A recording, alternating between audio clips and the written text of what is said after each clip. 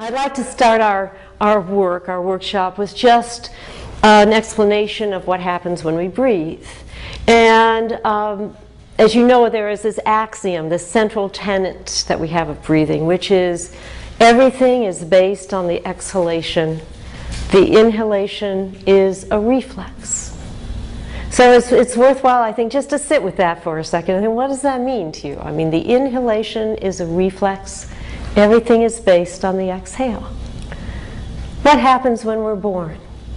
Well, the very thing that happens when we're born is we exhale, right?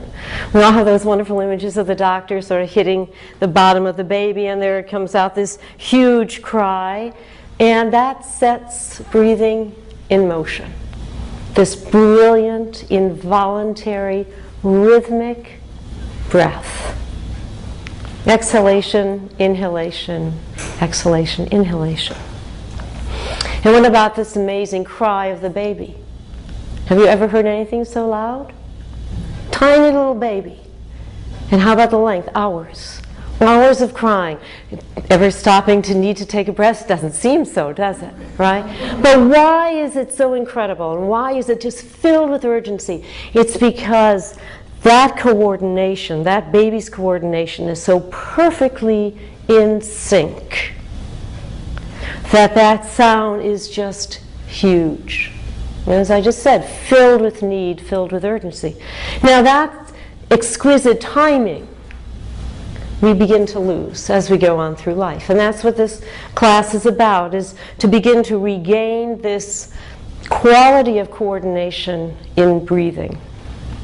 I have a student who, her baby is 6 months old, and she knows I love this. She'll call and she will leave a message. She'll say, Jean, it's very early. It's very early. And then I'll hear Sierra in the background just crying and cooing and making sounds. And I love it so much because it's filled with so much incredible nuance. She's 6 months old. So that is what's possible. So let's continue and let's do some work, lying down work. And lying down work is a lovely way to work with the diaphragm. And with the body, we do not have to oppose gravity, and we can just feel more and more relaxed.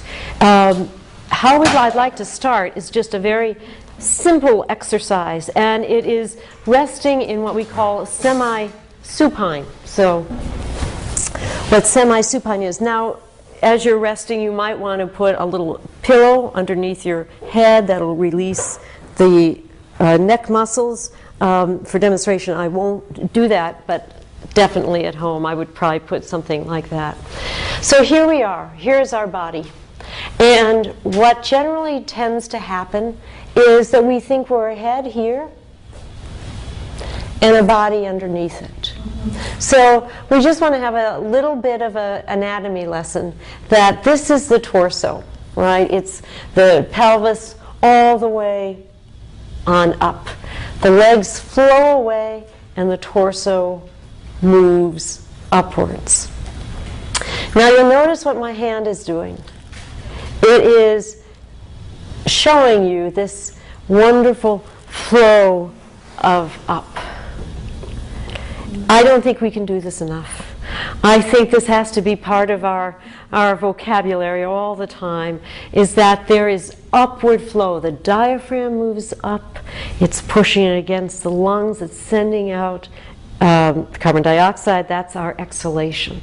So we're going to work a little bit with the movement of the hand, tracing this upward flow. Notice that I like using the hand is, again, outside the body. We're giving ourselves direction. So the first way we're going to start is on how we draw up our legs.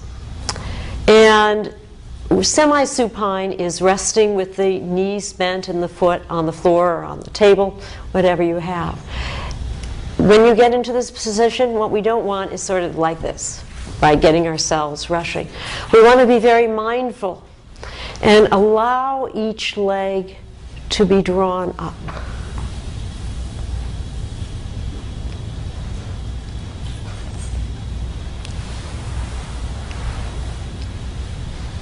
And when you are that mindful, there's one more little tool that I want to give you, and it's a very, very, very long-term tool.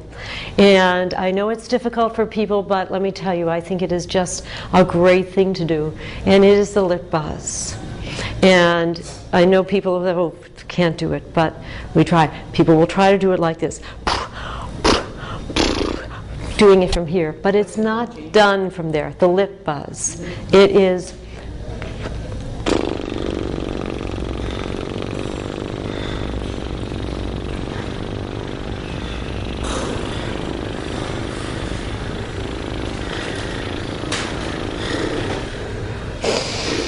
It teaches you everything you want to know about intention and what Alexander called non-end gaining. End gaining is when we try to just do it, just to do it, just to do it, just to do it, like, pulling up our legs. I have to do that lip buzz all costs. I'll just keep trying to do it. But it's not that. It's uncovering what that baby has. That place of intention. And it is an upward flow of air and a motor drive within the body that continues the flow.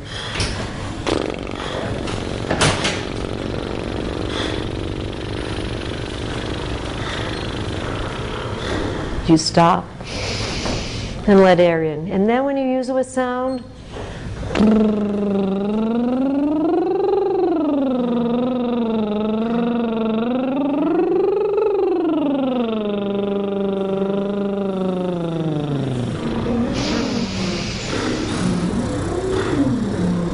it is never heave-ho.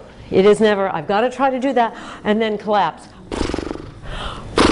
That's not it. It is a flow of air that is continued with the sense of intention, drive, upward direction.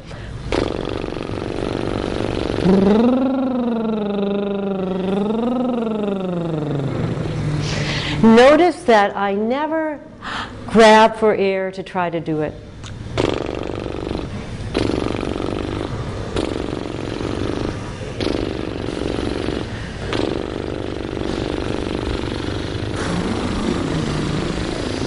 And it's always motion, and it's always the dance, and it's always flow.